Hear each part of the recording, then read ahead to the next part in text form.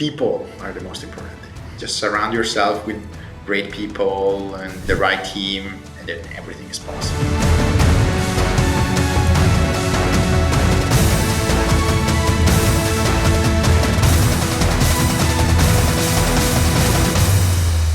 Alrighty, hello everyone, and welcome to the Deal Maker Show. So today we have an amazing founder, joining us. Be prepared to have the battle of accents because we're gonna have the Spanglish and also the Italian, kicking in too. So be ready.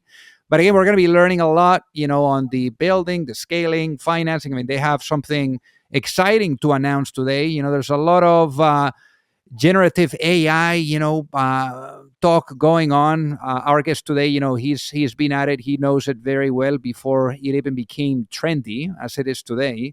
But you're going to find the conversation today quite inspiring. So without further ado, let's welcome our guest today, Stefano Ermon. Welcome to the show. Thank you so much for having me, Alejandro. So originally from Italy. So give us a walk through memory lane. How was life growing up for you, Stefano? Yeah, so I grew up in a small village in northeastern Italy in the Alps. So it was a very small community of a few hundred people. I went to elementary school there, and I went all the way through high school in very small schools. But had a lot of fun, spent a lot of time outdoors. Grew up skiing, so that's one of my passions. And what about the The other problem one solving? was studying and artificial intelligence. I was always very excited about computers and coding and building stuff. I actually studied electrical engineering in college because I really wanted to build computers, figure out how they actually work, build everything from scratch. Has always been my thing. And after that, I came to the States for my PhD. And before that, how did you get into the whole, problem solving, engineering, and the geeky side of you? How did that flourish? Where did that come from?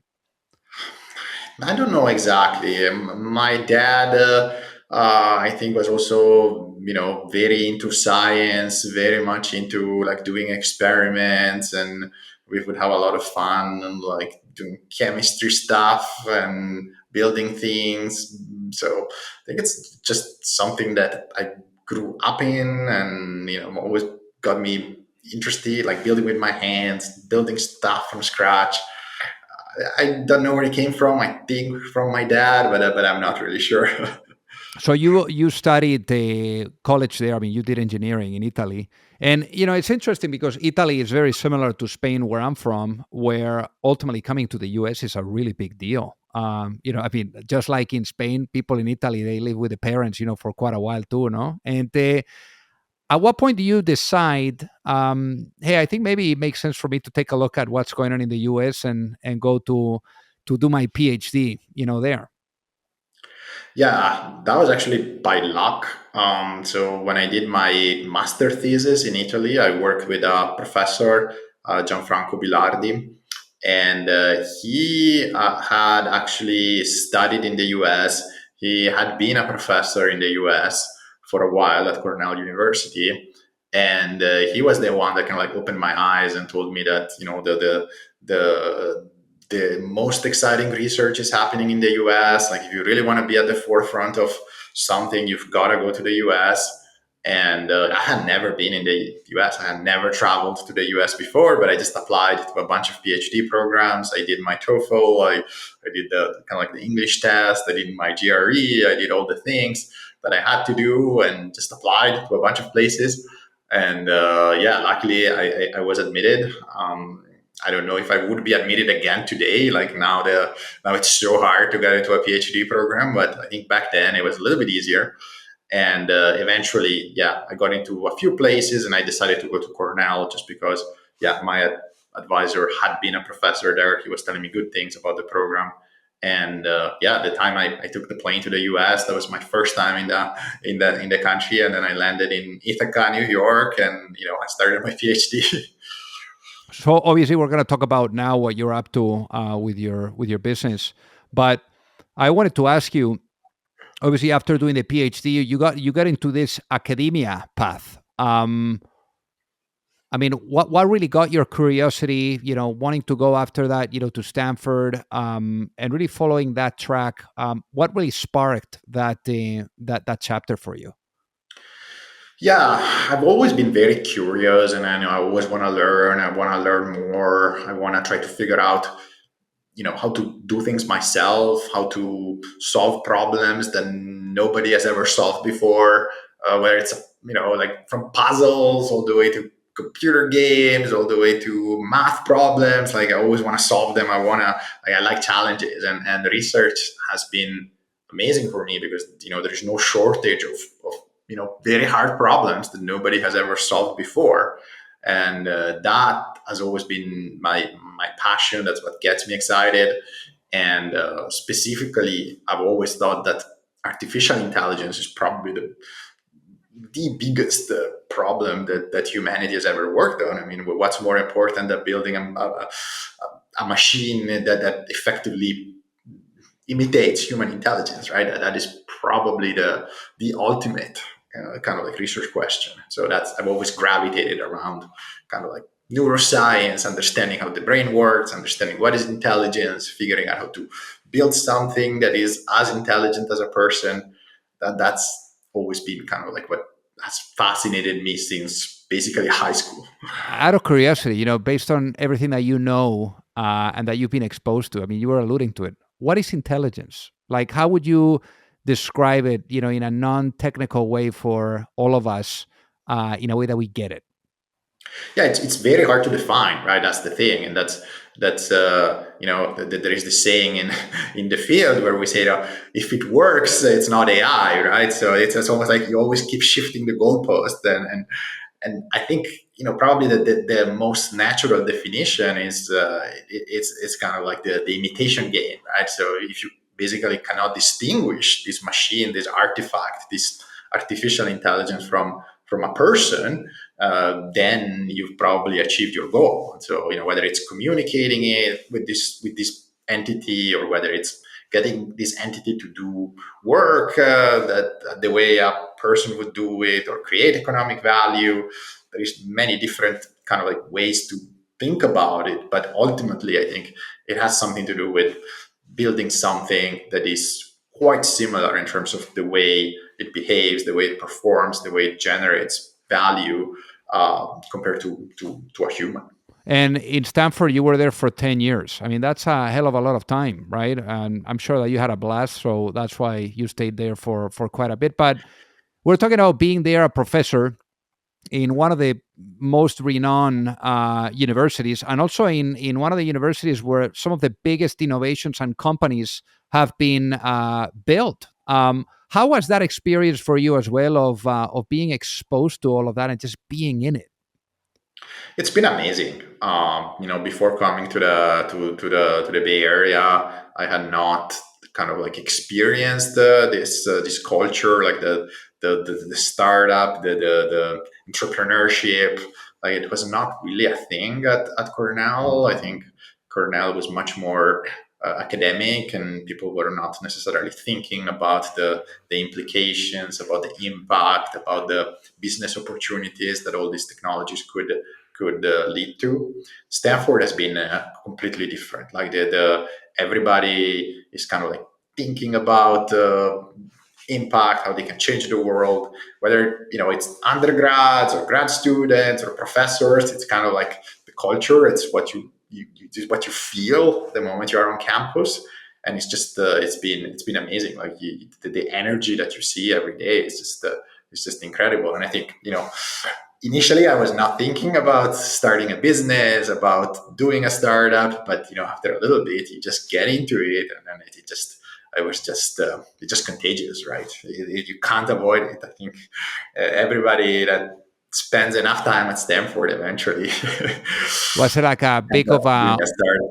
what was it for you, like a big of a culture shock? Because I mean, obviously being used to Italy, where you're either a lawyer or a doctor. I mean, obviously things are changing nowadays, but then all of a sudden you're like in this campus where, people just get into a cafe and they start brainstorming, the future together, and how to change things. And I mean, I'm sure that was quite exciting too.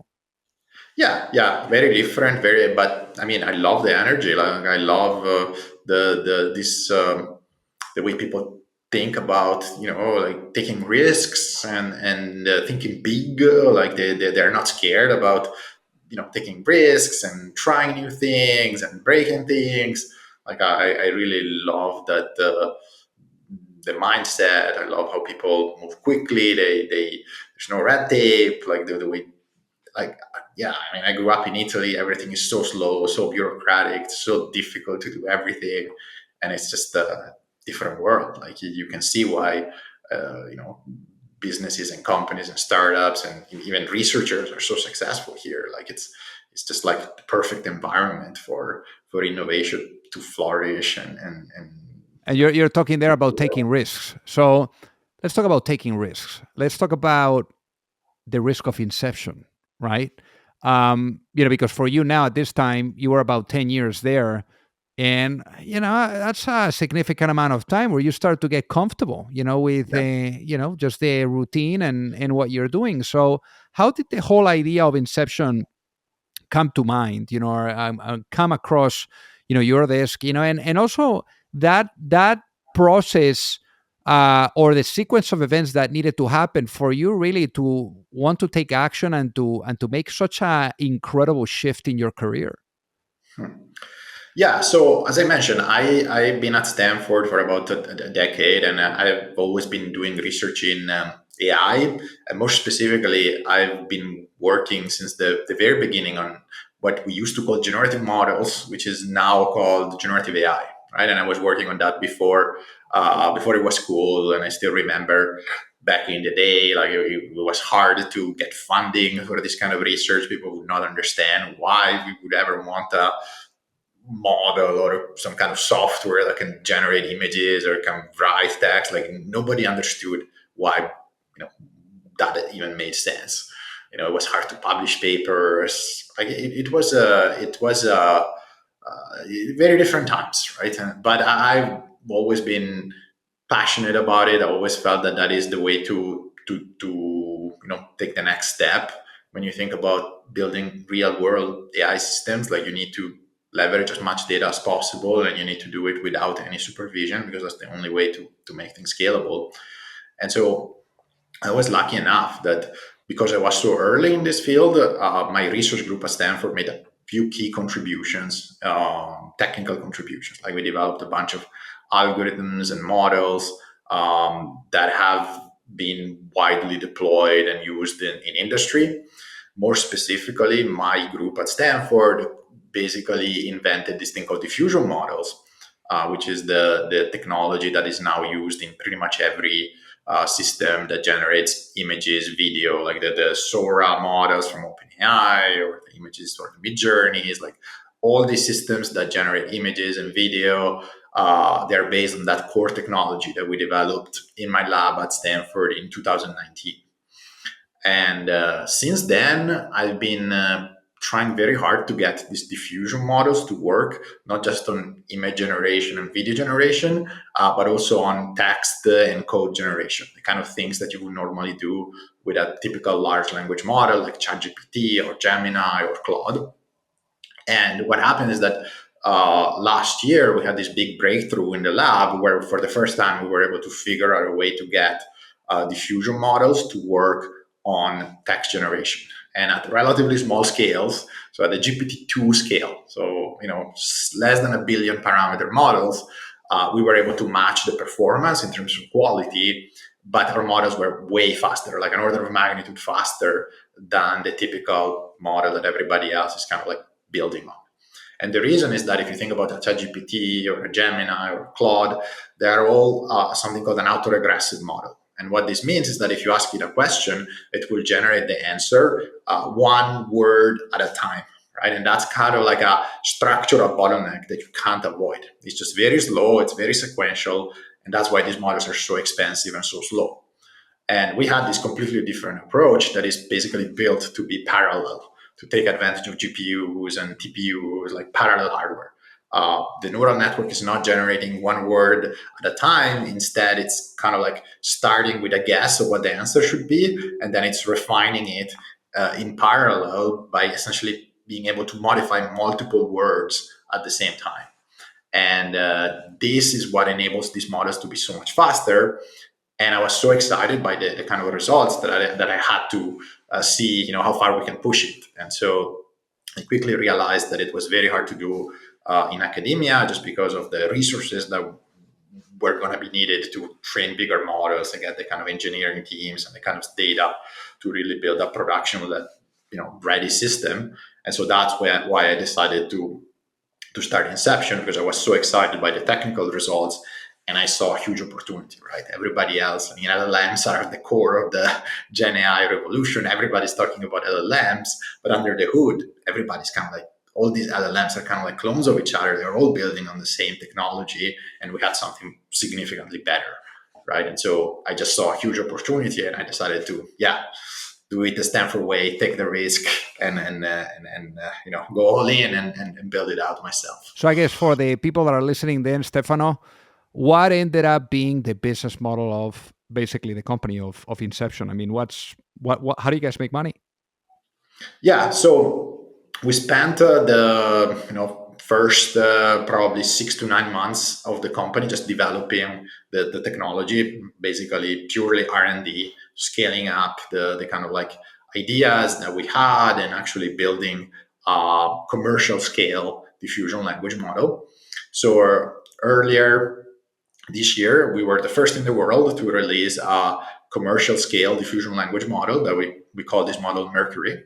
And you can think of it as a competitor to ChatGPT, to Gemini, to Claude, that is based on a completely different stack, completely different technology.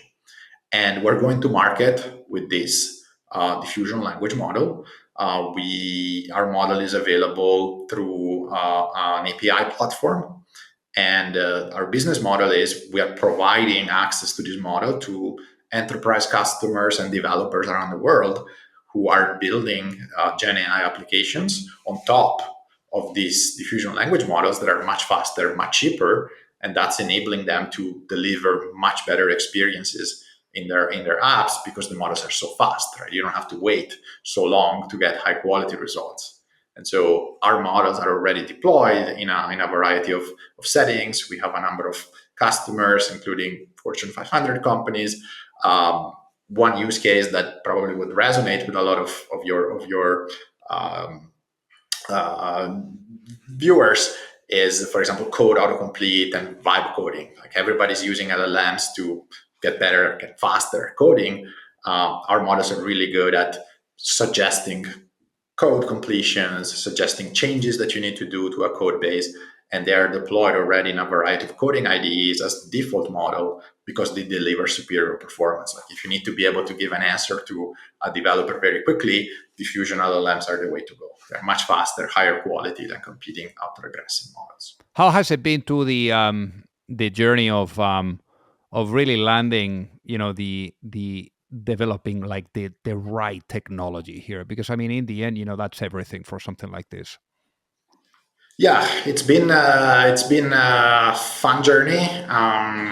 It's something I had been doing at Stanford for a while. So from that perspective, not too different, in the sense that a lot of it involves R&D and experimenting with different approaches, different kinds of GPUs and different kinds of algorithms. So a lot of that was similar to things we had done before at Stanford, but the scale was different.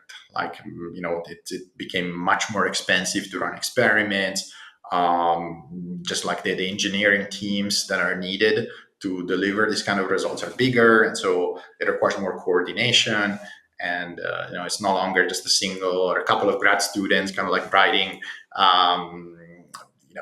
PhD level code, research grade code that breaks all the time. Like, the expectations in terms of like the quality of the code and the way we develop the systems are very different. And so it's been a fun experience to actually have a big team of people all working in the same direction, as opposed to the more typical academic a lab structure where each student is kind of like working on their own thing, and they're all kind of like separate. It's been really great to sort of like everybody's pushing in one direction to be laser focused on this one goal, with the right resources, the right team. It's been yeah, it's been exciting. What about the capital side of things? Because obviously, to develop something like this is very expensive. And in fact, like you have something to announce today with us, to share with us, which is quite exciting. But how has it been that journey too of getting the right type of resources and capital and people, for this? Yeah, so it's been not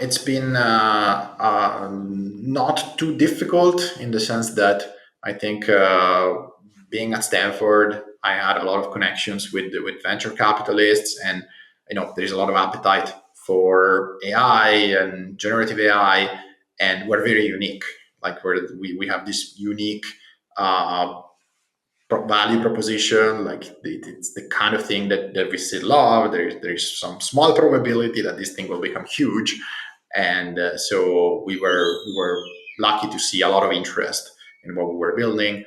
We partnered early on with Navin Chadha at Mayfield, who we knew well, and he was also at Stanford before, so we had a deep connection with them and Mayfield, and we got some initial capital from them to get started.